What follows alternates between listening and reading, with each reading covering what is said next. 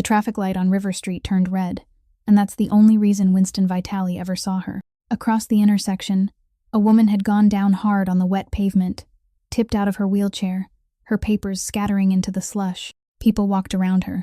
A man in a good coat stepped over her book without slowing down. And she didn't call out, didn't wave anybody down. She just pressed her palms into the freezing ground and started dragging herself back toward the chair, 1 inch at a time, the way somebody does when she's had to do it before and nobody ever came. Winston had spent 11 years learning how to stay calm. He'd sat across from men who wanted him dead, and he hadn't once raised his voice. He ran the oldest family in New York on quiet alone, and there wasn't a door in this state his name couldn't open. But he was watching her hands now, and something in his chest was coming apart, because he knew those hands. 11 years ago, he'd made her a promise, the only one he'd ever made, and failed to keep on time, and then he'd disappeared without a word. He'd come back to keep it.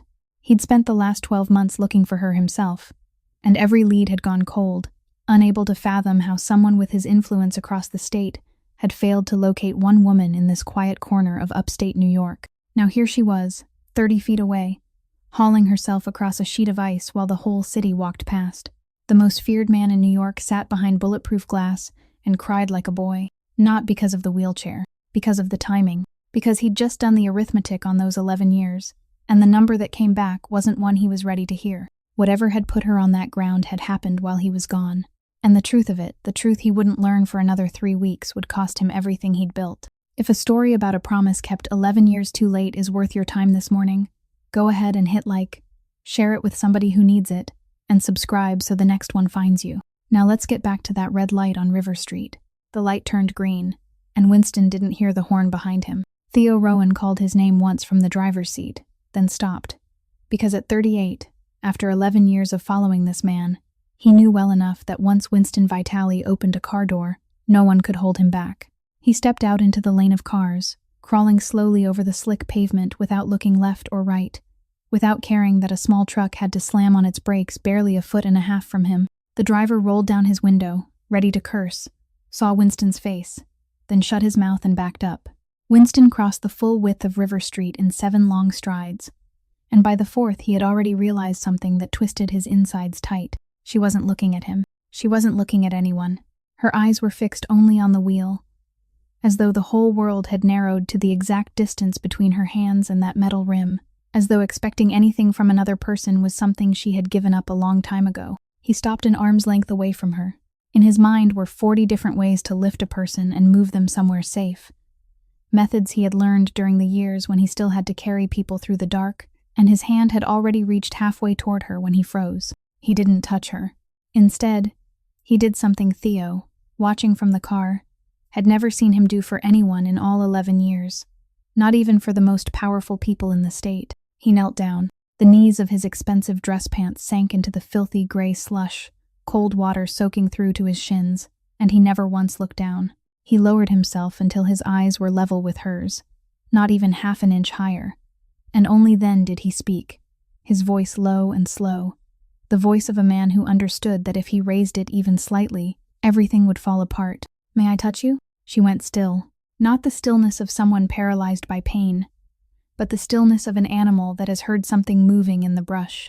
Then she looked up, and Winston lived through the 2 longest seconds of his life. In the first second, her face was blank, carrying that polite exhaustion people reserve for a kind stranger.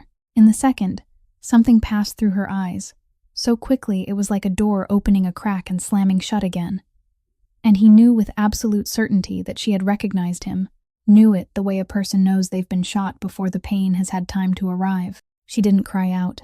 She didn't ask why it was him, didn't ask what he was doing there, didn't ask where he had been for the past 11 years. She did something worse than all those questions put together. She turned her face away, reached for the wheel, and began pulling herself up on her own. Winston remained on his knees.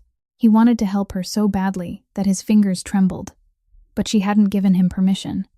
And suddenly he understood that if he touched her now, what he would take from her would be far greater than anything he could give back. So he waited. He waited as she put all her weight onto her arms, as she drew in one short breath through clenched teeth, as she lifted her hips off the pavement with the exact movement she had repeated thousands of times before. She got herself back into the chair. She adjusted her position, wiped her hands against the legs of her pants, and every movement was so neat, so practiced that it hurt to watch. Winston bent down and picked up the nearest thing lying by his feet. It was a book. One corner of the cover had peeled away, the spine had been worn smooth, and the pages inside had soaked up the melted snow until they had turned dark. He brushed the mud from the cover with the back of his hand, slowly, as though he carried all the time in the world in his pockets. Then stood and placed it in her lap. They both looked down at the book. Neither of them spoke for 4 breaths. Winston opened his mouth, and everything he had prepared over the past 12 months, every sentence he had rearranged in his mind through sleepless nights, vanished completely. In the end, the only thing he could manage was her name, Lana. Only then did she look directly at him, and there were no tears in her eyes, no anger, nothing at all except a calm that had been honed over years, the kind of calm he had only ever seen in people who had gone all the way to the end of something and come out the other side carrying no illusions with them. She placed her hands on the wheels. "Go home," she said, and her voice didn't tremble. "You made a promise to a girl who could still walk." Then she pushed, turned the wheels, and left. Winston didn't follow her. He didn't call her name a second time, didn't make her an offer, didn't tell her he had spent an entire year looking for her, because there was something in what she had just said that made every word he had planned to speak feel cheap. He stood in the middle of River Street, with mud staining both knees, watching her back grow smaller toward the far end of the block, watching those arms push her over the ice, slow and steady, without turning around even once. Behind him, a car honked, then another. Winston Vitale didn't move. The light changed 2 more times before he finally returned to the car. And when he sat down in the back seat, Theo saw something in the rearview mirror that he had never once seen in this man during 11 years at his side. Winston's hands were clenched so tightly that his knuckles had gone white. "Home, sir?" Theo asked. Winston stared out through the window toward the end of the street, where there was no one left to see. "Find out where she lives," he said. Before dark, the bus stop on Hoosick Avenue had a shelter, but the roof leaked, and Lana had been sitting beneath it for 40 minutes. Route 11 was the only route in this neighborhood with a lowering floor and an access ramp, which meant that if it broke down, she had no second option, and this morning it had broken down. She knew because she had called the transit hotline at 7 o'clock, and a recorded voice had thanked her for her patience. When the bus finally arrived, the driver had to get out and kick the ramp by hand 3 times before it released, and he apologized to her with exactly 1 sentence. The same sentence she had heard so many times that she could have recited it from memory before he even opened his mouth. She didn't blame him.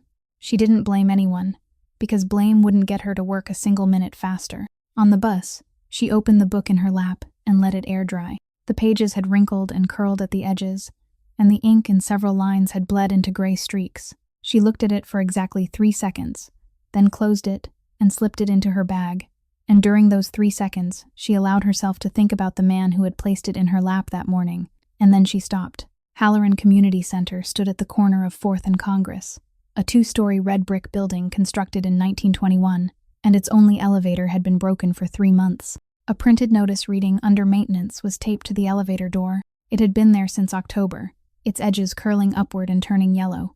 Lana had filed 2 complaints with the city council, both of them clearly citing the relevant provisions of the Americans with Disabilities Act, both of them automatically acknowledged by the system as received, and neither of them ever answered by a human being. She had stopped herself from filing a 3rd, not because she had given up, but because filing a complaint cost her an evening, and 1 evening meant 30 pages of audio transcription, and 30 pages of transcription meant $27. Her class was on the 2nd floor. At 6:15, Walter Grady unlocked the side door for her, just as he did every evening. 72 years old, a former steel mill worker. He had worked security there since retiring. He didn't ask questions. He didn't say a word. He simply locked the door behind her, pushed her wheelchair to the foot of the stairs, set the brakes, then crouched down in front of her with his back turned. Lana wrapped her arms around his shoulders. He rose using his knees, slowly and steadily, exactly the way he had done every evening for the past 3 months, then climbed 22 steps, pausing for 1 breath at the landing before continuing. At the top, he lowered her into an old office chair with the armrests removed, went back down, carried the wheelchair up with both hands, and reassembled it piece by piece. The whole thing took 7 minutes. Neither of them had ever called it a procedure. At 6:30, 11 students came into the classroom. The youngest was 23. The oldest was 68. There was a woman who worked the night shift at a warehouse, an unemployed house painter, 2 people recently released from prison and still on probation, and a man named Dale Prentice, 54 years old, who had driven a forklift at the Port of Albany for 29 years. Dale couldn't read.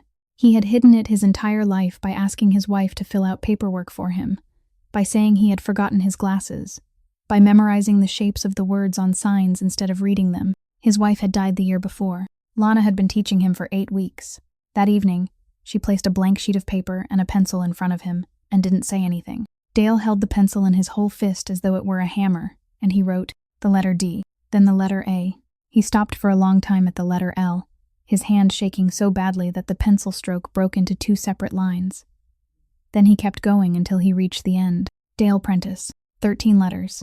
He looked at the paper, then he put the pencil down, then raised both hands to cover his face and sat there like that, and no one in the classroom said a single word. The woman who worked the night shift, sitting at the desk beside him, reached across and placed a hand on his shoulder. Lana didn't go to him. She stayed where she was, both hands resting on the table, and let that moment belong to him. At 9 o'clock, class ended. Walter carried her downstairs on his back, put her wheelchair back together, and locked the door. He handed her half a box of cookies his wife had sent, the same box he offered her every evening, and the same one she accepted every evening. Then stood on the steps watching until she disappeared around the corner, just as he always did. Outside, the snow had crusted over into ice again. Lana pushed herself along the edge of the sidewalk, avoiding the sunken patches, and at the intersection with 4th, she had to go an extra block out of her way, because the curb ramp there had been broken since the previous winter. She reached her building at 9:40. A man was standing on the front steps waiting for her, and it wasn't the man she had expected. It was Ray, the building manager, and he handed her a sheet of paper folded in half. "Someone came by asking about you this morning," Ray said, lowering his voice even though there was no one around. "Not the police. I didn't tell him anything, Miss Bennett, but I think you should know he didn't need me to. He already knew your apartment number." Lana took the paper but didn't open it. She thanked Ray, waited until he disappeared into the manager's office, then slipped it into her coat pocket and wheeled herself into the elevator. Because this building at least had one elevator that worked, and that was the only reason she stayed here, even though the rent was $180 higher than it was across the river.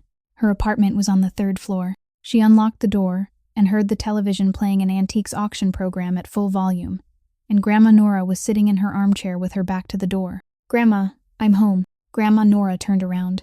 She was 76, her silver hair neatly tied at the nape of her neck, and her face lit up with genuine happiness, the kind of happiness that told Lana exactly what was coming next. "Margaret," she said, "you've been gone so long. I've been waiting for you to have dinner with me." Margaret was Lana's mother. Margaret had died in 2009.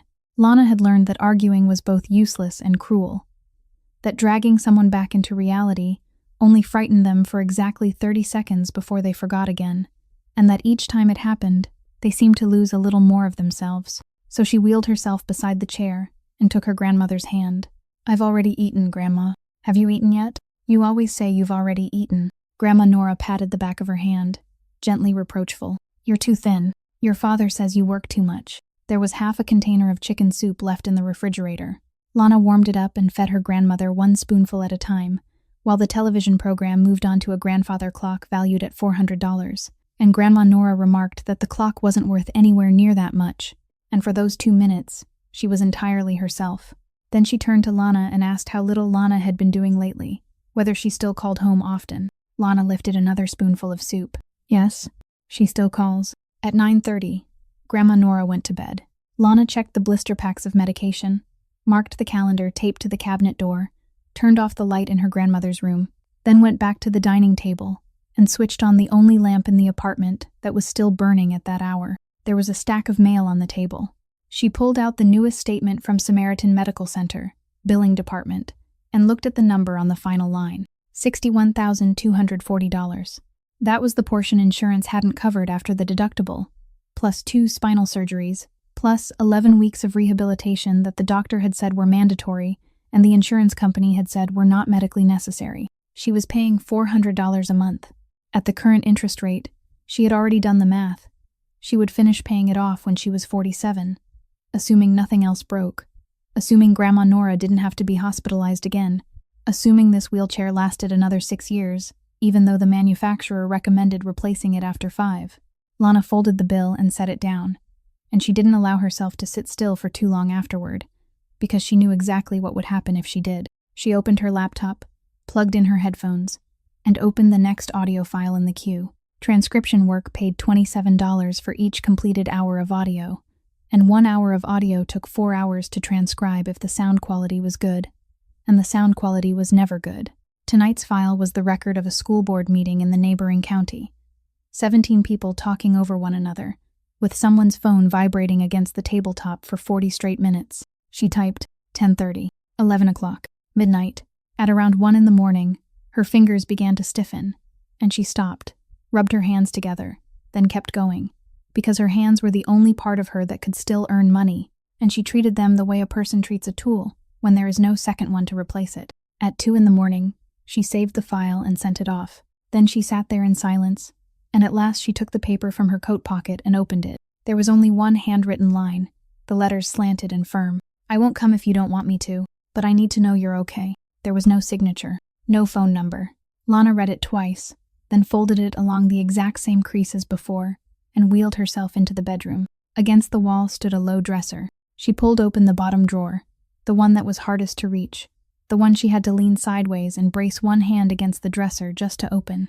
Inside, at the very bottom, was a yellow A4-sized envelope, its edges worn and softened by time. Lana placed Winston's note on top of it. Then she laid her palm over the envelope and held it there. She didn't open it. She hadn't opened it in 5 years, and she knew every word inside so well that she didn't need to, and she knew that as long as she didn't open it, everything would remain exactly where it had been, safe, arranged, settled, already decided. Her fingers tightened slightly against the paper. Then she drew her hand away, pushed the drawer shut with her whole arm, and the sound of the drawer clicking into place was the last sound in the apartment that night. That same night, 4 blocks from River Street, inside an abandoned warehouse along the edge of the Hudson River, 7 men were waiting, and not one of them sat down. The warehouse had belonged to the Vitale family since before Winston was born, back when it was still used to store actual cargo, and now it was opened only on nights when something needed to be brought to an end. People called the Vitale family the oldest family in New York, not because it was the largest, but because it was the only one that had remained intact through 3 waves of federal prosecution over 40 years, and people said the reason it had survived intact was that the man at its head never left behind any noise. Winston Vitale arrived at 11 o'clock that night. He had changed his clothes. There wasn't a trace of mud left on his knees, and he entered through the side door without greeting anyone, and every man standing inside fell silent. In the middle of the warehouse, a man named Frank Ludlow was kneeling on the concrete floor. 41 years old, 14 years working for the family, responsible for 4 restaurants in the northern part of the city. 3 weeks earlier, Frank had met with an attorney from the United States Attorney's Office at a coffee shop in Latham and talked for 22 minutes. No one had touched Frank that night. No one had tied him up. No one had beaten him, and that was exactly what frightened him so badly that he couldn't stand. Winston pulled out a wooden chair, sat down across from him, and said nothing through a silence so long that Frank began speaking first, stammering that he hadn't told them anything, that he had only listened, that he had a daughter in her 2nd year of college. Winston let him finish. Then he reached into his coat pocket and placed a ring of keys on the wooden table between them. The keys to Frank Ludlow's house, the house on Vandenberg Street, the one Frank had finally paid off the mortgage on the previous August. Frank stared at the keys and stopped breathing. "I know what you said," Winston said, his voice still as low as it had been when he spoke on the street that morning. "And I know what you didn't say." He pushed the keys toward Frank with 2 fingers. "Your wife has nothing to do with this. Your daughter has nothing to do with this. You have 2 weeks to leave this state, and no one will follow you. But if you come back, I won't speak to you a second time." That was all. 3 sentences. Then Winston stood, and Frank Ludlow, a 41-year-old man who had spent 14 years in this world and thought he knew every way a thing like this could end, collapsed onto the concrete and began to cry, sobbing out loud, both hands clutching the keys to his own home as though he were holding something that had just been returned from the dead. Not one of the other 7 men dared to look at him. Winston walked toward the door. There, leaning against the iron doorframe, Julian Ferraro had watched the entire thing from beginning to end. 58 years old, wearing a gray wool coat, holding a paper cup of coffee that had long since gone cold. Julian was the man who had taken Winston into his home when Winston was 12, after his father died in something no one spoke about even now. And in 46 years of living in this world, Julian had never raised a hand against anyone. He gave Winston a light pat on the back as he passed. "You did the right thing," Julian said.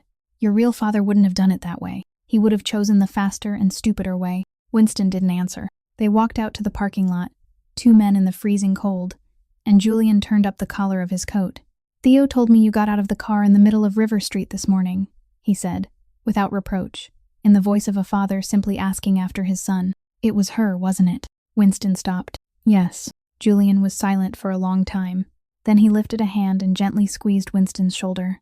And when he spoke, his voice was genuinely thick with emotion. "I looked for that girl for 4 years, you know that. 4 years.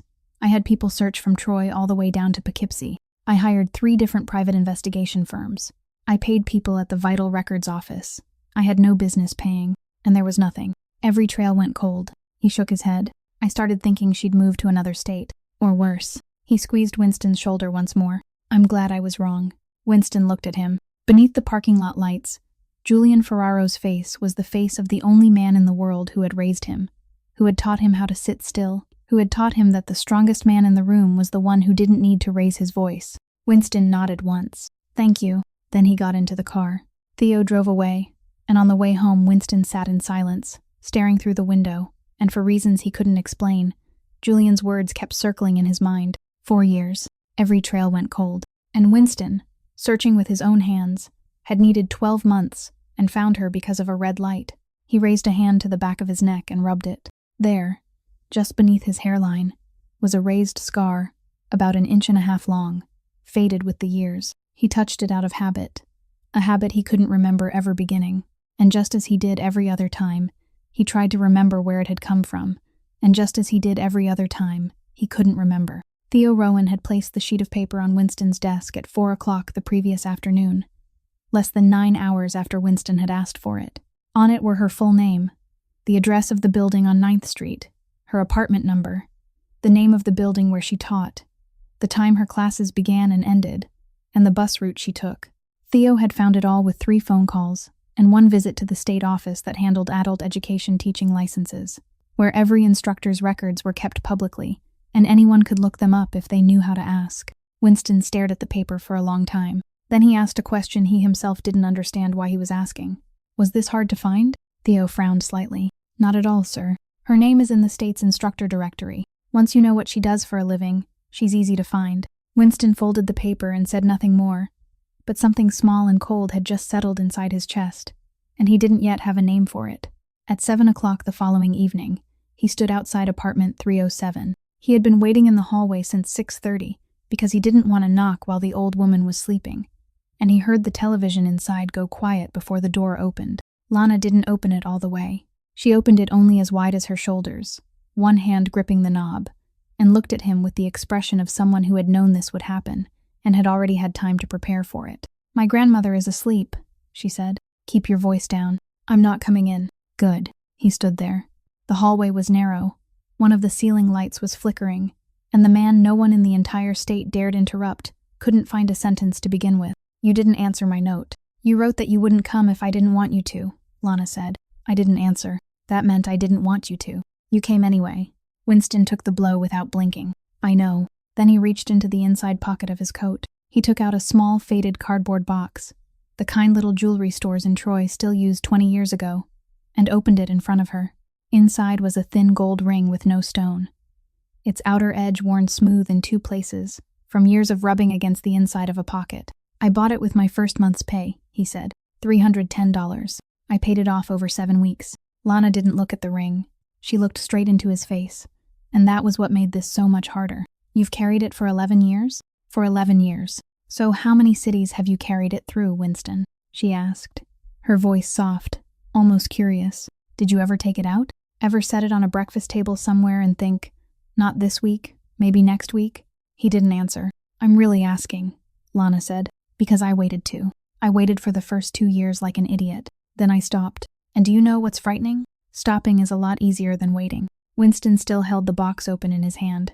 "I didn't come here to make excuses." "Then what did you come here for?" "To keep my promise." That was when her face changed. It didn't soften. It hardened in a different way, and for the first time during the entire conversation, she lowered her eyes to the ring.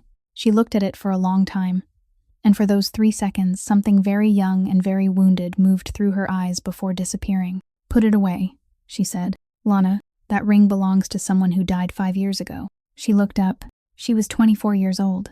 She taught evening classes and walked home, and believed someone was coming back for her. "If you want to marry her, go find her. She isn't here. You're standing right here." "No," Lana said. "This is what's left." Winston didn't move.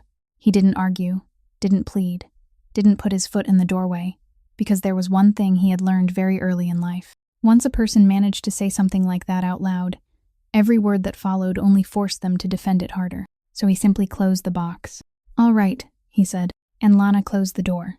She closed it gently, without slamming it, and the sound of the latch catching was very small, and she remained on the other side with both hands resting on the rims of her wheelchair, unable to push herself away, and she sat there for 4 minutes in the darkness of the living room before telling herself she had done the right thing. Outside, Winston didn't leave. He looked at the number 307 on the door for a while, then took off his coat, folded it, placed it on the tiled hallway floor, and sat down with his back against the opposite wall. He didn't knock again. He didn't call. He simply sat there with the small box in the palm of his hand beneath the flickering light, and he stayed that way all night. At 4 o'clock in the morning, a man leaving for an early shift came out of the apartment at the end of the hall, saw him, and immediately quickened his pace and kept walking. At 6:15, sounds came from inside apartment 307. The kettle, the television switching on. Winston stood, his body stiff with cold, put on his coat, and went downstairs. He left nothing behind. But when Lana opened the door at 7 o'clock to collect the local newspaper, the building still delivered, she saw a clean rectangular patch on the tile across from her door amid the dust, exactly the size of a folded coat, and she stared at it for a long time before turning her wheelchair back inside. Lana worked more than usual that entire day. She accepted 2 additional audio files, even though her queue was already full, cleaned the kitchen again, rearranged the medicine cabinet by expiration date even though she had done it the week before, and she did every one of those things with the very clear awareness that she was doing them, so she wouldn't have to sit still. That evening, she went to class anyway. Walter carried her upstairs, carried her back down, and asked no questions, though at the foot of the stairs he did look at her a little longer than usual. She got home at 9:40, checked the medication, turned off the light in Grandma Nora's room, and sat down at the table. She typed until well past midnight. Around 1 o'clock, she heard the bedroom door open. Grandma Nora was standing in the doorway in her slippers, and Lana turned with the sentence already prepared about how she ought to go back to bed. Then she stopped, because Grandma Nora was looking at her. Not the kind of glance that touched her and drifted somewhere else. Not the look of someone searching for a face through fog. She was looking straight at Lana, and all 76 years of her life were there in her eyes. "Lana," she said. Lana took off her headphones. "Couldn't you sleep, Grandma? I heard you talking to someone outside the door last night." Grandma Nora came closer, slowly. One hand braced against the back of a chair, and sat down in the chair beside the dining table. "I wasn't asleep. I was just lying still." Lana didn't know what to say. Over the past 5 years, moments like this had come less and less often, each one shorter than the last, and she had learned that asking more questions couldn't make them last longer. Grandma Nora reached out and took her hand. Her hand was cold and light, but her grip was firm. "It was that boy from back then," she said. It wasn't a question. Lana stayed silent. "I remember him," Grandma Nora said. "He used to stand outside the fence waiting for you. He was too afraid of me to come inside. He was skinny as a rail." She tightened her hold on Lana's hand. "You sent him away, didn't you?" "I had to." "Why?" "Because he won't be able to bear it, Grandma." Lana heard herself say the words and was surprised by how softly they came out, like a sentence she had memorized. "He'll stay for a few months because he feels sorry for me, and then one day he'll look at me and see everything he had to give up because of me, and by then it'll be too late for both of us. I know how it'll happen. I've already thought through all of it." Grandma Nora looked at her for a long time. Then she spoke, her voice low and clear, each word separate. "You don't have the right to decide for that man what he can carry." Lana started to open her mouth. "You took his choice away from him," Grandma Nora continued, without a trace of anger. "And that was exactly why the words cut so deeply. Then you called it sacrifice. There was nothing more after that." She released Lana's hand, patted the back of it twice, then stood up and walked back to her room on her own. And Lana remained where she was, listening to the bedroom door close. She didn't type another word that night. She sat in front of the glowing screen until it turned itself off, then sat in the darkness for a while longer. At 6:15 the next morning, Lana got up earlier than usual. She had been thinking all night, and she had decided she would ask her grandmother about it. Ask her to explain what she meant. Tell her even the things she had never known, because for the first time in 5 years, Lana had someone she could talk to. She made coffee. She poured 2 cups. She heard slippers in the hallway and turned her wheelchair around.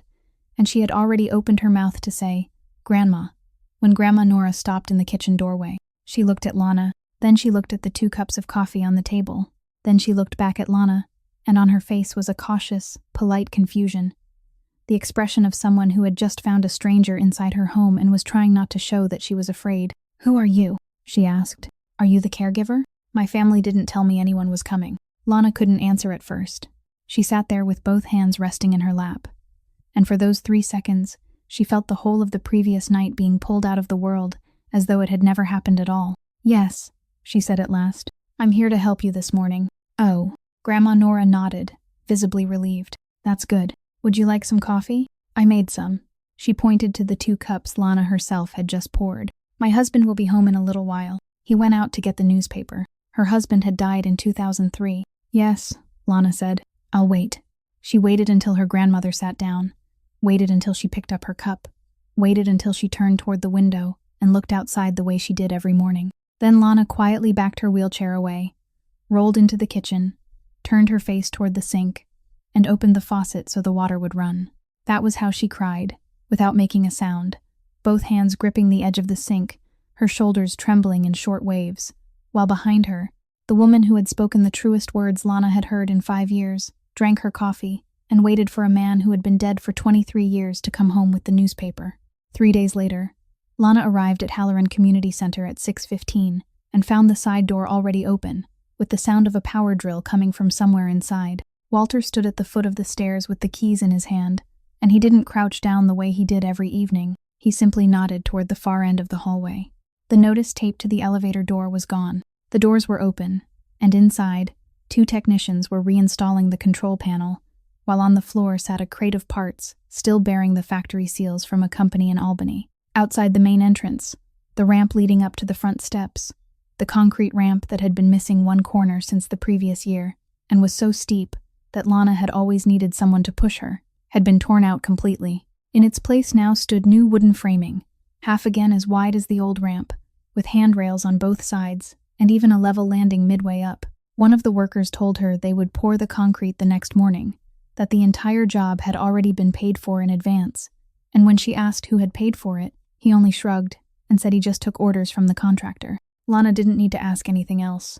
She went upstairs by elevator that evening, for the first time in 3 months, and during the 40 seconds it took to travel from the first floor to the second, she sat there feeling something she couldn't name, something that felt like relief and exposure at the same time. At 9 o'clock, class ended. She came out of the building and saw him standing across the street by the curb beside the black car, both hands in the pockets of his coat. Lana wheeled herself straight toward him. "How much?" she asked. Winston didn't answer. "I'm asking how much it cost." "That doesn't matter. Not to you."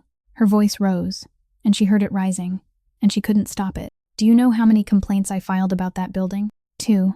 I cited the law in both of them. The actual sections. Nobody answered me. Not one person.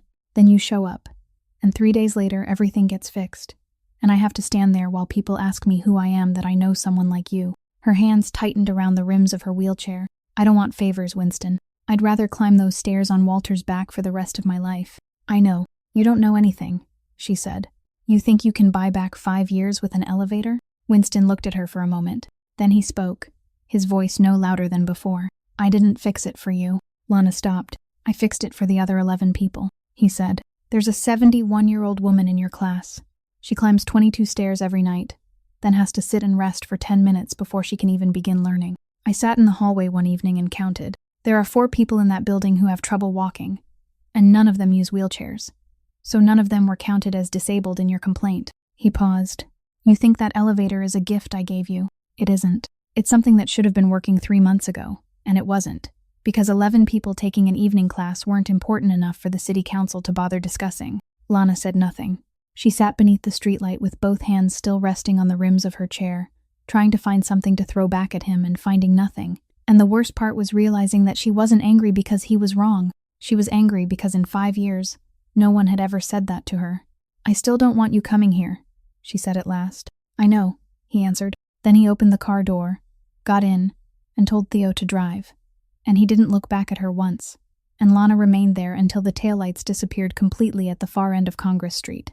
At 11 o'clock that night, in the house on the hill west of the city, Theo Rowan knocked on the door of Winston's study and entered carrying a thin folder. "You told me to look into the scar," Theo said. Winston looked up. "I couldn't get the hospital records, because medical records require a court order, so I went another way.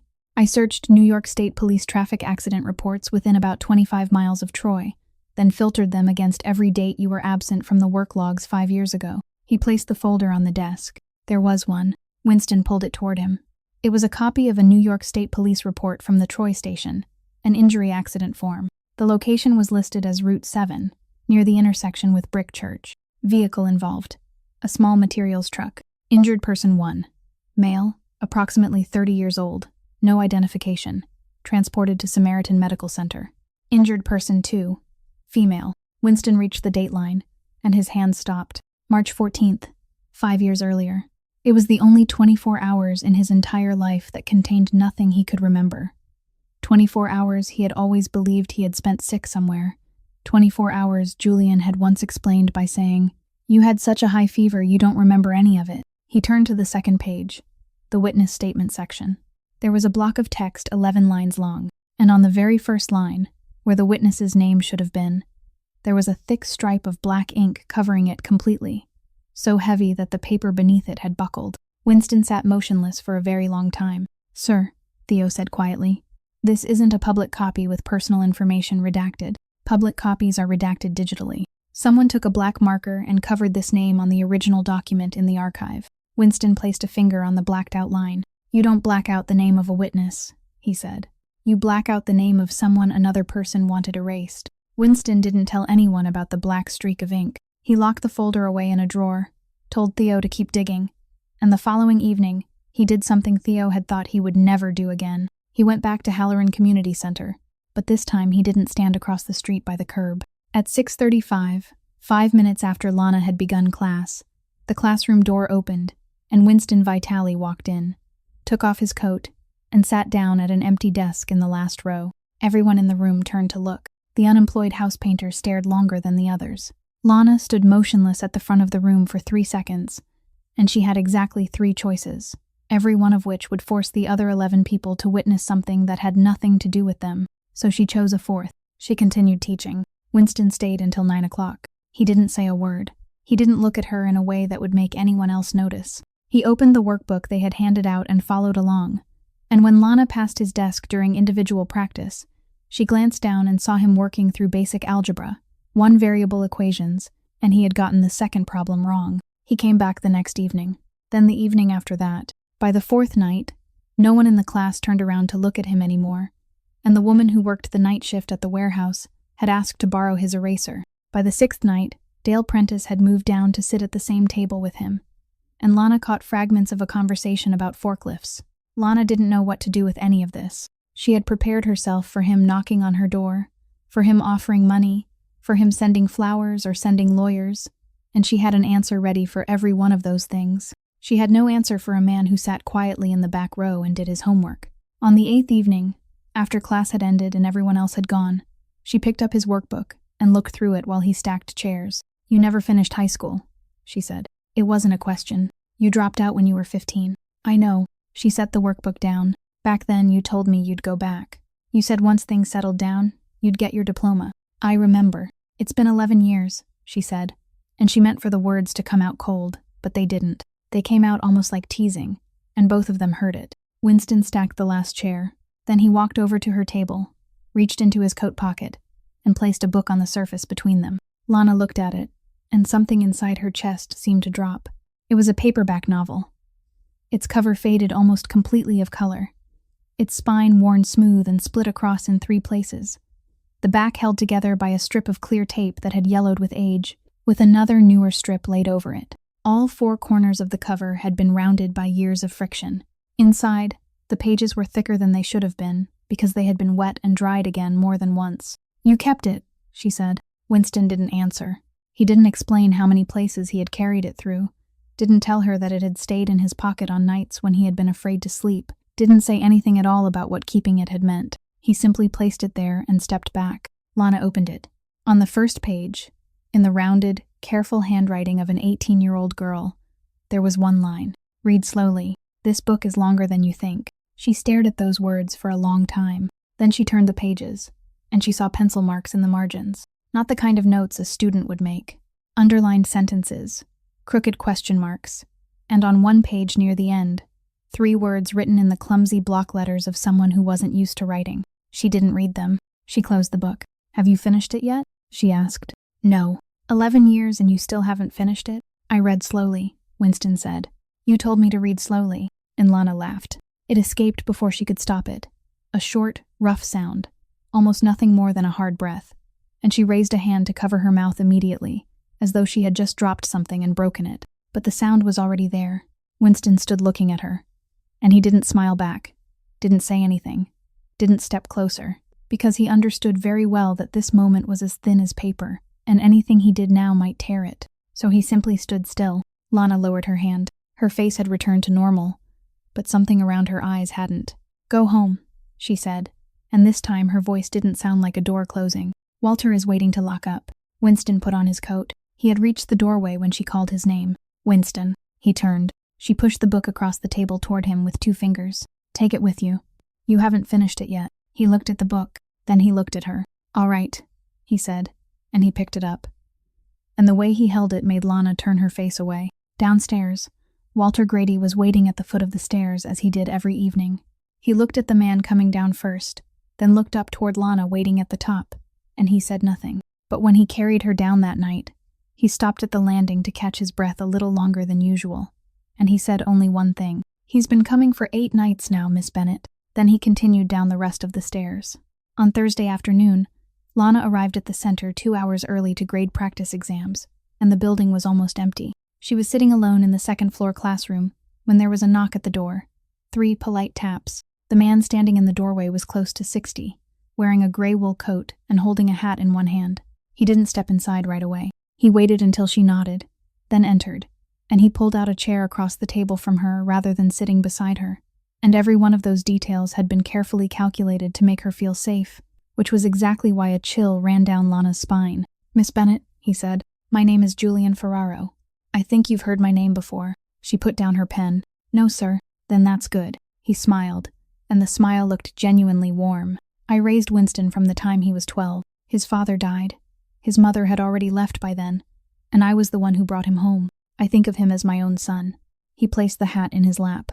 I didn't come here to frighten you. I came because I care about him. Lana said nothing. He's destroying himself, Julian said, his voice dropping lower. Do you know where he's been every evening for the past 3 weeks?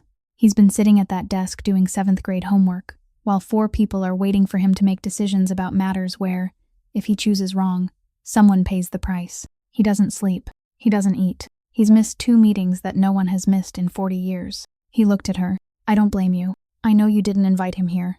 Then he reached into the inside pocket of his coat and took out 2 things, placing them neatly on the table side by side. The first was a bank check, a certified check, already made out to Lana Bennett. The amount was $200,000. The second was a stapled packet of papers. Lana didn't need to pick it up. She recognized the logo in the upper left corner immediately, because she saw it every month on the envelopes that arrived at home. It was the file from Cedar Hill Adult Daycare Center, where Grandma Nora went 4 days a week, and the top page was her most recent neurological assessment, something only 3 people in the world were authorized to see, and Lana was one of those 3 people. Your grandmother is in stage 2, Julian said gently.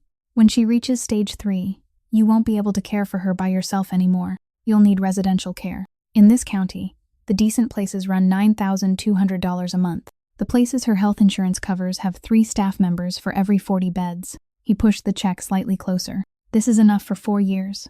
Lana looked at the 2 papers. What do you want? Nothing, Julian said. That's what I want. Nothing. He rested both hands on his knees and leaned forward slightly. He's going to ask you things, Miss Bennett. He's going to ask about 5 years ago. He's going to ask whether you know anything. He paused. You've been silent for 5 years. Keep it that way. There was no sound in the classroom except the heater inside the wall. Lana could hear her own heartbeat in her ears. What do you know? She asked. Julian didn't answer that question. He simply looked at her with a sad, patient expression. The face of a man who had sat in rooms like this many times before, and always won by waiting. Lana picked up the check. She held it in both hands and stared at the number for a long time. Long enough that Julian leaned back slightly and let out a breath. Then she placed it on the table, turned it 180 degrees, and pushed it back toward him. She pushed the file along with it. "Get out of my classroom," she said. Julian didn't get angry. That was what Lana would remember for years afterward, that he didn't get angry at all. He only nodded slowly, like a teacher who had just heard a student give the wrong answer, but a brave one. Then he picked up the check and the papers, slipped them back into the inside pocket of his coat, put on his hat, and stood. At the doorway, he turned back. "Miss Bennett," he said, "you're a decent person. I truly mean that. I only regret that you're being decent at exactly the moment when it won't help anyone." Then he left. 3 days later, on Monday morning, the director of Halloran Community Center called Lana into her office and closed the door. The woman had already been crying before Lana came in. The county's Adult Education Grant Fund had just announced that it was withdrawing all funding for the evening program, effective immediately, citing a restructuring of priorities. The private funding organization behind the grant withdrew its support on the same day. There had been no 30-day notice as required by the contract, because the contract contained a clause allowing termination without cause, and in 14 years, no one had ever used that clause. The evening class was canceled. The instructor position was eliminated. The director said she had called 3 different offices, and no one could explain anything, that she was sorry, that she was truly sorry. Lana sat still and listened to all of it. Then she thanked her, wheeled herself out of the office, went all the way down the first-floor hallway, and stopped in front of the elevator doors that had been repaired only 12 days earlier. Lana didn't tell anyone about the man in the gray wool coat. She didn't tell anyone that she had lost her job either. And when Winston messaged her that evening to ask about class, she replied that the program had been temporarily suspended for administrative reasons, and it was the first time she had lied to him since he came back. On Wednesday night, at 8:15, Winston's car was waiting at a red light at the corner of 5th and Federal. Theo Rowan saw it first, a dark pickup truck with no license plates pulling into the right lane behind them a little too fast. And he hit the gas before he had time to think. 3 shots. The rear passenger window turned into a cloudy white web and collapsed inward. The windshield cracked diagonally from the lower corner upward, and the pickup turned left at the next intersection and disappeared into the old industrial district. Theo drove another 3 blocks before stopping. "Are you all right?" Winston brushed shards of glass from the shoulder of his coat. There was a long scratch across the back of his hand. "That was all. I'm fine," he said. "This wasn't meant to kill me." Theo looked back at him through the mirror. "If they wanted me dead, they would have chosen another place, another time, and you wouldn't have had time to hit the gas." Winston looked out through the empty window frame. "This was meant to keep me busy tonight." He pulled out his phone. No one answered at apartment 307. He called a second time. Then he said 2 words to Theo, and Theo turned the car around in the middle of the street. It took them 14 minutes to reach 9th Street. The door to apartment 307 was partly open. The lock itself was intact, but the door frame around the latch had been pried apart. The lights were still on inside. Winston went in first. The living room had been torn apart. The underside of the armchair had been slashed open. The stack of mail from the dining table had been scattered across the floor, and water was running in the kitchen. Lana was there, sitting in her wheelchair with her back to the doorway, and Grandma Nora sat in a chair beside her holding a glass of water, completely calm. "She's fine," Lana said without turning around. "She didn't come home until after they were gone. I took her to Cedar Hill this afternoon and picked her up at 7. She was controlling her voice very well. She thinks they were plumbers." Winston crossed the living room and went into the bedroom. The low dresser against the wall had been emptied completely. The top 3 drawers had been overturned onto the floor, clothes scattered everywhere. The bottom drawer lay in the middle of the room, pulled entirely out of the frame and turned upside down. Lana had followed him. She stopped in the doorway. Then she moved past him, went to the drawer, and bent down to turn it over. There was nothing underneath. She turned it over a second time. Then she reached beneath the dresser and swept her hand through the empty space, before drawing it back and sitting upright again. Winston saw her face then. He had seen a great many faces in his life, and he knew the difference between someone who had just lost a possession and someone who had just lost something they couldn't admit existed. "What's missing?" he asked. Lana backed her wheelchair away slightly. "Papers," she said. "Just household papers. Insurance. The lease." "Lana, I already told you." He didn't ask a third time. He stood there looking at the empty drawer, and something very small had just fallen into place in his mind, and he put it away for later. At 11 o'clock that night, 3 cars left 9th Street. Grandma Nora sat in the back seat of the second car with a blanket over her, and she asked Lana where they were going, and Lana told her they were taking a little vacation for a few days, and she nodded and fell asleep before they were out of the city. The house stood on a hillside west of town, about 20 minutes from Troy, behind an iron gate and a private drive a little over half a mile long. Winston had ordered a ramp built at the front entrance, starting at 3 that afternoon, 5 hours before the glass in his car shattered, and Lana noticed it the moment she was pushed up it. She said nothing about it. Inside, 2 women who worked in the house took Grandma Nora to a room on the first floor, the only room in the house without a step at the entrance. Lana stayed in the living room. She sat alone in the middle of that room for 10 minutes and looked around. The ceiling rose nearly 16.5 feet. A curved wooden staircase swept up to the second floor. Paintings hung on the walls, the kind she knew were real because each one had its own light. The solid stone fireplace was as wide as her entire kitchen at home. There wasn't a single book left out anywhere, no photographs, nothing that suggested anyone actually lived there. Winston came in with his phone still in his hand, and he stopped when he saw her looking around. "If you need anything, tell them," he said. Lana turned her wheelchair to face him. "Is this what you traded 11 years for?" Winston didn't answer. "I'm really asking," she said, and there was no sarcasm in her voice, which made it worse. "I'm not trying to take a shot at you. I'm just trying to understand. 11 years, a house no one seems to live in, and tonight, someone shot out your car windows while someone else pried open my door. What did you trade for what?" He stood there for a very long time. "I don't know," he said at last. Then he turned away and walked toward the study, and Lana remained alone beneath that ceiling nearly 16.5 feet high, thinking about the yellow envelope she hadn't opened in 5 years, the original hospital discharge notice, and the anonymous warning Julian's men had left behind, proof of the silence she had kept for half a decade, now stolen to erase the final trace of what had really happened. On the first day, Lana woke at 6 o'clock out of habit and had nothing to do. There was no class to prepare for, no bus to wait for, no one who needed her to be carried up to the second floor. She sat at the large dining table in a house that wasn't hers and transcribed 3 audio files in a row, and by noon there was nothing left in her queue. Grandma Nora adapted within 4 hours. She called the 2 housekeepers by the names of 2 old friends, complimented the fireplace, and told Lana that this vacation house must be very expensive. "Sweetheart, don't book it for too long." Winston came home at 10 o'clock that night. He didn't tell her where he had been, and Lana didn't ask, and that became the unspoken agreement between them for all 3 days. On the second day, freezing rain came down. The electricity flickered twice, and during the second outage, when the whole room went dark for about half a minute, Grandma Nora panicked and called for her husband. Winston was in the kitchen. He reached her before Lana did, sat down in the chair beside her, and he didn't tell her that her husband was dead, nor did he lie and say he would be home soon. He told her that it was raining outside and the roads were slippery, that people would be driving more slowly than usual, and that she should stay there with him where it was warm. Grandma Nora calmed down within a minute. Lana stood in the doorway watching and didn't go in. That evening after dinner, the 2 of them sat in the living room while ice struck the windows outside. Winston brought out the old novel and read, tracing the lines with his finger, while Lana sat about 13 feet away finishing the stack of tests from a class that no longer existed. After about 20 minutes, he read 1 sentence aloud and asked her what a word meant. She answered. He nodded and kept reading. Half an hour later, he asked again. By the 4th time, Lana wheeled herself closer, and they sat a little over 3 feet apart, and neither of them said anything about the fact that the distance between them had changed.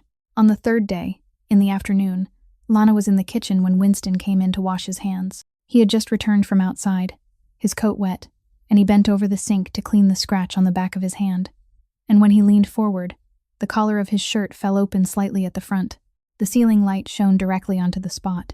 Just beneath his hairline was a raised white scar, about 1.5 inches long, curving slightly to the left near the end. Lana was holding a cup. She didn't drop it, but her hand began to shake, truly shake, the kind of trembling she couldn't control, and the water in the cup rippled all the way to the rim, and she had to set it down on the table with both hands. She didn't have time to look away. Winston had already raised his head and seen her reflection in the glass cabinet door in front of him. He turned off the faucet. Then he straightened, turned around, and he didn't move closer, and he didn't ask right away. He waited. He stood there with both hands still wet and looked at her. And the silence lasted long enough to become something with weight. And Lana sat inside it and felt it pressing down on both shoulders. "You've seen this scar before, haven't you?" he said. Lana looked down at the cup. "No, Lana." I said no. She spoke, and she heard her own voice drop away halfway through the word. "You startled me. My hands shake sometimes. It's the medication. You don't take any medication." She looked up, and for those 2 seconds, they stared directly at one another, and both of them knew exactly what had just happened. And both of them knew that the other knew too. Winston could have kept asking.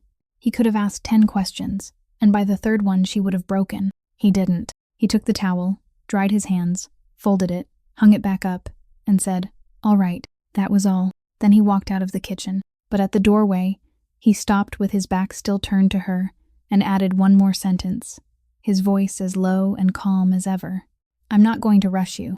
I want you to know I won't rush you." Then he left. Lana remained alone in the kitchen. She sat there for a very long time, her hand still resting on the cup, and the water inside had been still for a long while. That night, she didn't go to bed. She waited until both housekeepers had gone home. Waited until the television in Grandma Nora's room went quiet.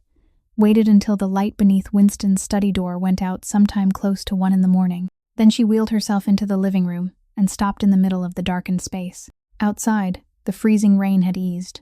She sat beneath the high ceiling without turning on a light, both hands folded in her lap, and stared toward the window where there was nothing to see. She stayed that way until 4 o'clock. She didn't cry. She didn't think in any clear order either.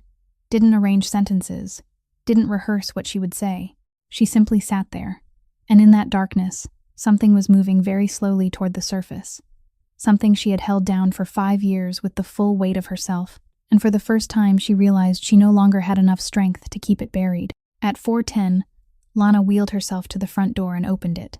Cold air rushed inside, and she didn't turn back for a coat. She pushed herself outside, onto the top of the ramp he had ordered built 5 hours before the glass in his car shattered. And she stopped there, halfway down the slope, in the middle of the night, and waited. She didn't have to wait long. The door opened behind her less than 2 minutes later, and Winston stepped outside without a coat, and he didn't ask what she was doing out there at 4 in the morning. He simply walked down, sat on the concrete edge of the ramp a little lower than she was, and turned to look up at her. "Can I sit here?" he asked. "Yes," she said. Then she was silent for about 30 seconds, and when she began to speak, her voice was even and clear, without stumbling, the voice of someone who had silently repeated these sentences in her mind thousands of times, until they no longer hurt in the ordinary way. "March 14th, 5 years ago," she said. "I was walking home from work. Back then I worked the afternoon shift at the bakery on Congress Street, and I still walked because it saved me $2 a day. 4:20 in the afternoon. I turned at the corner of 4th, and I saw you." Winston didn't move. 6 years, she said. "For 6 years, I didn't know whether you were alive or dead. I'd already stopped imagining I saw you out on the street. That ended in the 3rd year. So when I saw you, I didn't believe it. I stood there and counted to 10 before I started walking again." She stared straight ahead, not at him. "You were standing across the street near the curb with your back to the main road. You were talking on the phone. You weren't watching the traffic. I was about to call your name. I'd already opened my mouth." She paused for 1 beat. "Then I saw the truck. It was about 230 feet away, on the road feeding into Route 7. It was carrying building materials, with a tarp over the bed. That stretch had a speed limit of about 25 miles an hour because of road work." Her voice didn't change. It didn't slow down. "That's what I remember most clearly, Winston. Not the sound. Not the impact. The fact that it never hit the brakes. I watched it for 4 seconds, and it didn't brake once. No tires screaming. No brake lights. Nothing. I didn't have time to think. I ran across the street and pushed you." She said it without placing any more emphasis on those words than on the others. "I didn't save you. I want to make that clear. I didn't have time to choose. I just ran." She drew in a short breath. "You fell forward into the street on the other side. Your head hit the edge of the curb.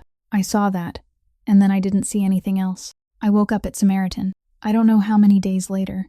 My grandmother was sitting there. Back then she was still lucid. She had only just started forgetting little things here and there." She stopped. "A doctor came in, and he talked for a long time, and I remember I kept waiting for him to get to the important part, and it took me a while to understand that he had already said it. Spinal cord injury at the 10th thoracic vertebra. Complete. No recovery." She gave the smallest shrug. "I asked him about the other man. He told me a male patient had been brought in with me, traumatic brain injury, conscious now, stable. He wasn't allowed to tell me the man's name. I lay there for 2 days, waiting for you to come down and see me. Only then did she turn and look at him. You never came. On the 3rd day, a man came into my room, she said. He was somewhere in his 50s, well-dressed. He brought flowers, asked how I was doing very politely, asked whether I was in pain. Then he sat down in the chair and told me 3 things. First, he said the other man had suffered a head injury and lost his memory of that period. He couldn't remember anything from those 24 hours. He couldn't remember why he was in Troy. Couldn't remember anyone pushing him.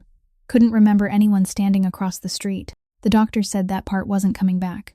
Second, he told me the truck wasn't an accident. He didn't explain another word. He only said I'd stepped into the middle of something I didn't understand, and that people knew my face now. She paused longer this time. Third, she said, he told me my grandmother was 71 years old, living alone in the apartment on 9th Street, number 307. He said the number exactly.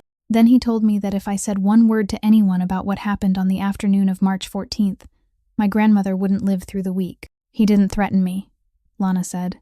That's the part I haven't been able to explain to anyone for 5 years. He said it sadly, like he felt sorry for me. Then he left the flowers and walked out. She placed both hands on the rims of her wheelchair. 3 weeks later, I was discharged. I signed the paperwork to take over responsibility for my grandmother's care, got rid of my old phone number, and I didn't come looking for you. The wind moved across the hillside, and neither of them moved. I didn't lose my legs because of a traffic accident, Winston, she said. I lost my legs because I was standing in the middle of that road that afternoon, and I was standing in the middle of that road because you were there. Winston remained seated on the edge of the concrete and said nothing. He didn't ask the name of the man who had brought the flowers. He didn't ask about the truck. He sat there with both hands resting on his knees and waited, because there was something in the way she placed her hands on the rims of her wheelchair that told him she wasn't finished. There's one more thing, Lana said, and no one forced me into this part. She looked down at her hands. In the 2nd year, my grandmother started forgetting things. I went to a legal aid attorney, and they told me that a threat made 2 years earlier wasn't enough to do anything with. They said if I was truly afraid, I should report it. I didn't. In the 3rd year, I knew for certain no one was watching me anymore. I knew because I tested it. I changed the hours I went to work. I took different routes. I sat at the bus stop watching the street for 2 straight weeks. There was no one. No one cared about me anymore. She looked up, and I still stayed silent. I've had your address for 4 years. It wasn't difficult. All I had to do was ask the right person at a barber shop on 2nd Street. She said it with complete calm. I didn't stay silent because that man threatened me, Winston. I held on to that threat. I kept it like a permission slip. For 5 years, I told myself I wasn't allowed to speak, and I was able to sleep because of that. She drew in a breath, but the real reason was different. If you remembered, she said, if one day you remembered that someone had pushed you, you would have gone looking for that person. I know you. You would have kept looking until you found them, and you would have found me sitting in this. She placed a hand on the rim of her wheelchair, and you would have looked at me. For the first time all night, she stopped. I can endure a lot of things. I can endure pain. I can endure being poor. I can endure people stepping around me on the sidewalk like I'm not there. I couldn't endure that look, the look of someone who owes me. You would have stayed because of the debt. You would have been gentle because of the debt. You would have married me because of the debt. And I would have had to spend the rest of my life in a house, never knowing whether you stayed because of me or because of that afternoon on March 14th. Her voice still didn't rise. I'd rather have you forget me than pity me. She looked directly at him. I didn't sacrifice myself for you, Winston. I hid. I let you live for 5 years with a hole in your memory. I let you believe you'd been sick somewhere. I watched you come back here and spend a whole year looking for me. And I still didn't tell you. Not because I loved you. Because I was afraid of the way you would look at me. Then she fell silent. Winston remained completely still for several more seconds. Then he rose from the edge of the concrete, took 2 steps upward, and knelt down. The concrete was still slick with ice, and he wasn't wearing a coat, and he knelt there anyway, lowering himself until his eyes were level with hers, exactly as he had that morning on River Street, and this time he didn't ask permission for anything. He lifted both hands and took hers, and he cried. There were no sobs. That man cried the way someone cries when he has never been allowed to cry before. His shoulders didn't shake. His face didn't twist. The tears simply kept running down, and he didn't wipe them away, and his hands gripped hers so tightly that Lana could feel the pain. She sat there and endured it, and she realized that this was exactly what she had spent 5 years running from, and it was nothing like what she had imagined. He cried for a very long time, long enough for the sky beyond the hills to begin changing from black to gray. Then he stopped, and the silence afterward was worse. He didn't let go of her hands. He remained on his knees, his head lowered slightly, breathing evenly. And he didn't say a single word for so long that Lana began speaking again, began saying that she was sorry, and he gave the smallest shake of his head to make her stop. He stayed silent a while longer. Then he looked up. "I came back here a year ago," he said, his voice rough but steady. "I came back to keep a promise I made to the girl I loved when I was 24. I was prepared to find out you were married. I was prepared for you to hate me. I was prepared for you to look at me like I was a stranger." His hands tightened around hers. "I spent a year looking for the girl I promised I would marry," he said. "I had no idea I was also looking for the woman who paid with her legs so I could still be alive to search for her." Lana couldn't answer. "You said you were afraid of the way I would look at you," he said. "You were half right. I owe you. I'll owe you until the day I die. And there is nothing in this world that can erase that debt." He looked directly into her eyes. "But you're wrong about the rest. I don't need to know who pushed whom that afternoon. I spent an entire night sitting outside your door before I knew any of this." He released her hands very slowly. Then he stood. He remained there for a moment, looking toward the far end of the private road leading to the gate. And when he spoke again, his voice had changed completely, flattening into something very calm, and Lana felt a chill run down her spine because she had never heard him speak in that voice before. "You said the truck never hit the brakes," he said. "That man told you it wasn't an accident." "Yes." Winston nodded once. "Go inside. It's cold out here." Then he walked all the way down the ramp toward the garage, and 10 minutes later Lana heard a car start and drive through the gate while the sky was still dark. At 7 o'clock that morning, Winston called Theo and gave him 3 tasks. The first was to find the original accident report, not the archived copy. It took Theo a day and a half to come back with an answer. And the answer was that there wasn't one. The Troy Station's paper records from that period had been transferred to the county archive and digitized the following year. And the original paper files had been destroyed according to procedure, and in the digital version, the witness statement page simply didn't exist. It hadn't been deleted. The page wasn't there. The page numbers jumped from 3 to 5. The second task was Winston's own medical record, and that one was easy, because a patient had the right to request a copy of his own file. He signed the paperwork on Tuesday morning and received the records Thursday afternoon. He didn't read them himself. He took them to a neurology clinic in Albany and placed them on the desk of Dr. Helen Vance, 49 years old, a physician he had chosen because she had no connection whatsoever to anyone he knew. She read for 20 minutes and didn't ask him a single question about why he had come. "Closed traumatic brain injury, small subdural hemorrhage in the left temporal lobe," she said. "You were unconscious for 9 hours. Retrograde amnesia covering approximately 24 to 30 hours before the injury." She took off her glasses. "This isn't unusual. Your brain hadn't yet transferred what happened that day into long-term memory before the impact occurred. That part wasn't lost. It was never recorded in the first place, so it isn't coming back. There is no medication for it. No therapy." Winston nodded. "Thank you, doctor. I'm not finished." She pulled the file back toward herself. "Do you know how electronic hospital records work? Every time someone changes a data field, the system creates an audit trail. Who changed it? When they changed it? What they changed? The old content itself may be overwritten, but the audit trail remains." She turned the screen toward him. "The copy you received is the final printed record, but I asked the hospital to include the access log, because I always request it with older medical files." She pointed to 3 lines. "Your admission record was altered 3 times within the first 48 hours. The first change was the name field, from unidentified male patient to your name, normal. The second was the emergency contact field." She paused. "The third was the admission circumstances note. That field originally contained information. 41 hours after you were admitted, it was changed to blank. Who changed it?" "That's the problem," Dr. Vance said. "All 3 changes were made under the same employee identification code. That code belonged to a night shift charge nurse. She resigned 11 days later." She looked at him. "Mr. Vitale, I've been doing this for 23 years. People don't edit the admission circumstances field. No one cares about that field, unless there's something in it." The third task was the truck. That was the one that took Theo the longest, 9 days. The vehicle's license plate was listed in the accident report, and the plate was registered to a construction materials hauling company in Rensselaer, a company that dissolved 10 months after the crash. Theo didn't go looking for the company. He went looking for the insurance. Every accident involving injury generated a claim file, and a claim file contained the driver's name, because the driver had to sign it.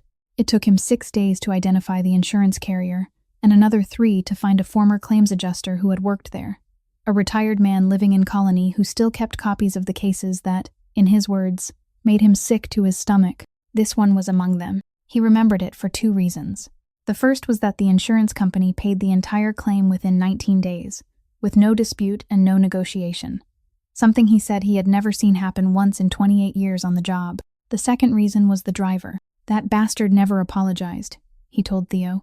I did this work all those years, and when somebody causes an accident that leaves another person paralyzed, they either cry or deny everything. This guy did neither. He just sat there, signed the papers, went home, like he was filling out customs forms. The name on the file was Curtis Bell. Theo placed the paper on Winston's desk Friday night.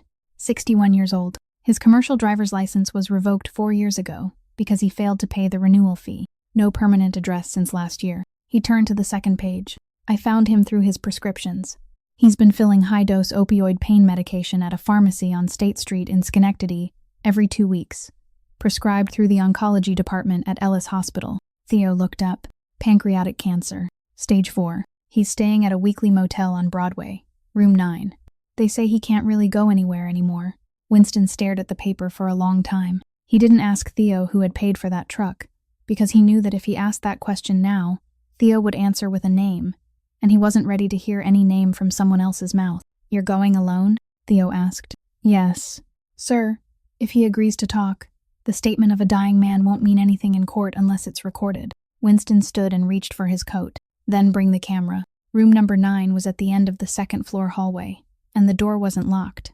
Curtis Bell lay in bed with the blanket pulled up to his chest, and he was so thin that his cheekbones jutted sharply beneath the skin. On the table beside the bed were 3 medicine bottles and a plastic cup. He turned his head when Winston walked in, and he didn't ask who he was.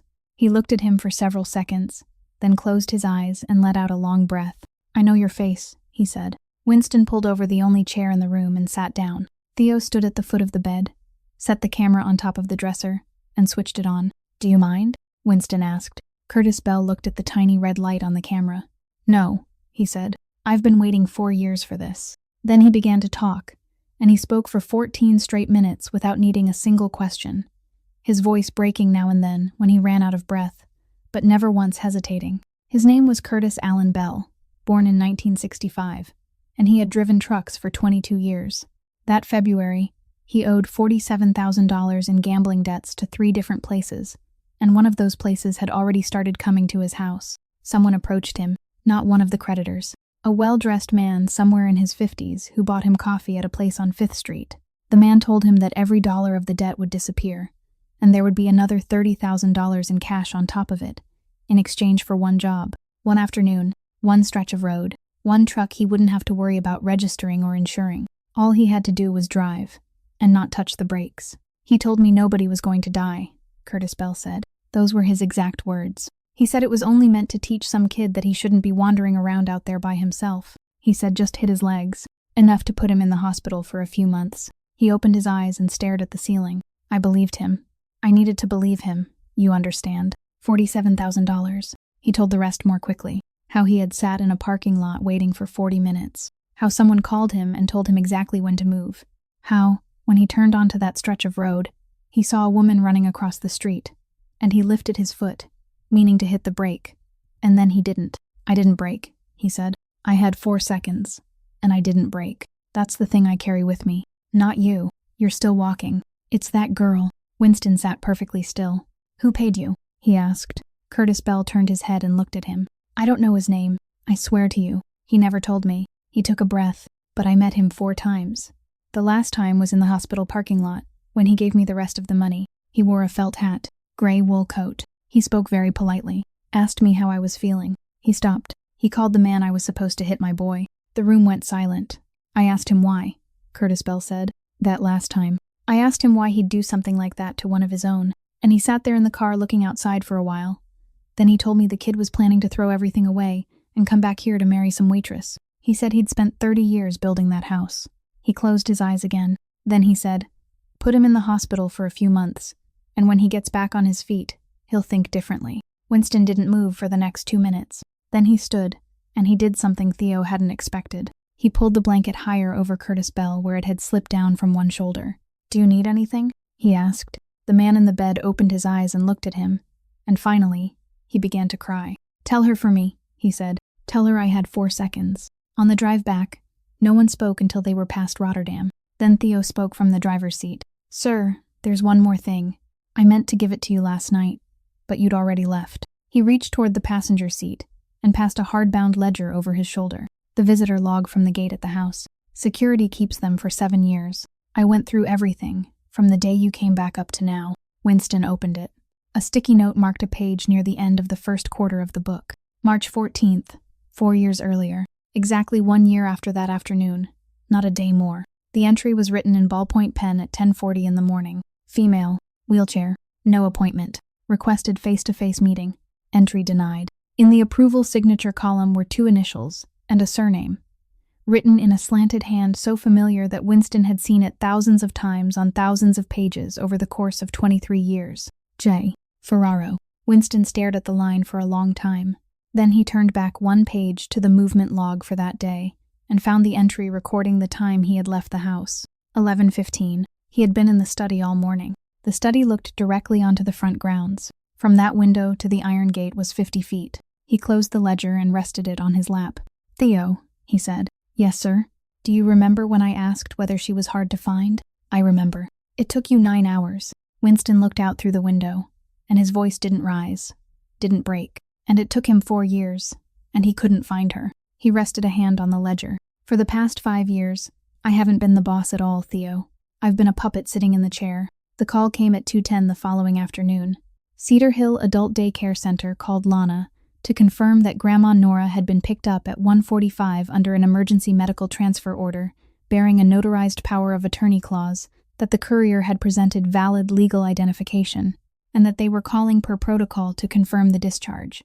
Lana asked who had signed the authorization. The person on the other end read the name of an attorney in Albany Lana had never heard of. She hung up and sat perfectly still for 3 seconds. Then she called Winston. He listened to everything in 15 seconds and didn't ask her to repeat a single thing. "I know where she is," he said.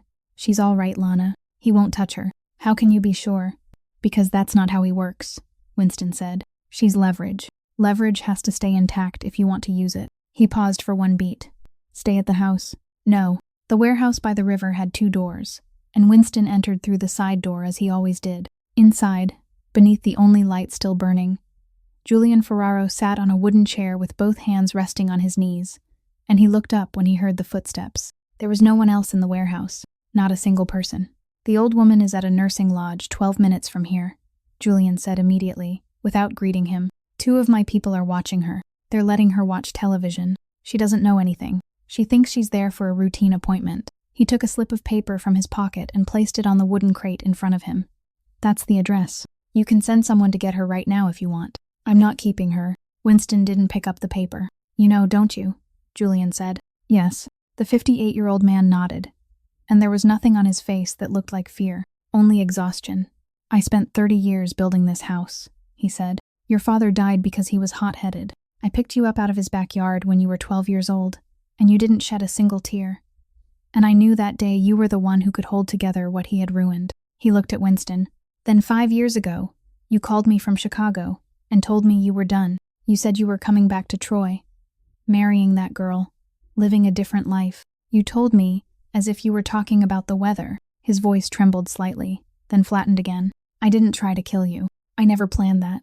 I only wanted you laid up for a few months, long enough to wake up and remember who you were." He opened both hands. "I didn't expect someone to run into the road."